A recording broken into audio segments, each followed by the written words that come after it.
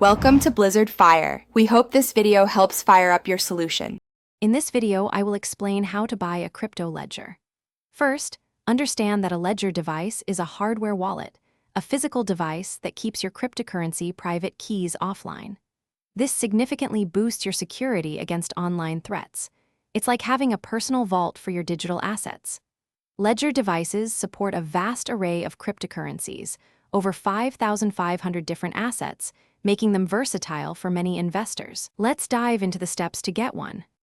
When buying your ledger, always purchase directly from the official ledger website.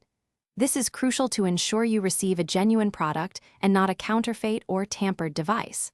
Avoid third-party sellers, even reputable ones, as the risk of compromise is higher. Once your ledger arrives, carefully inspect the packaging for any signs of tampering.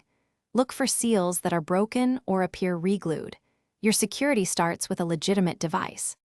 After unboxing, connect your ledger device to your computer or smartphone. Next, you'll need to download and install the Ledger Live application, which is essential for managing your device and crypto assets. The most critical step is generating and securely backing up your 24-word recovery phrase.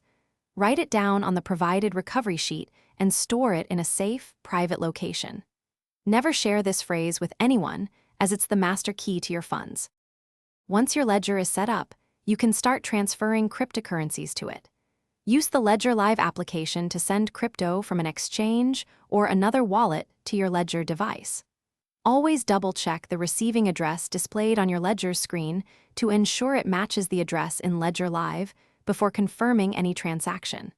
This prevents sending funds to the wrong place. Remember to check the description below for a link to the new Kindle Paperwhite and other great deals. Securing your crypto is a smart move for your financial future. Thanks for watching. If you found this helpful, don't forget to like and subscribe.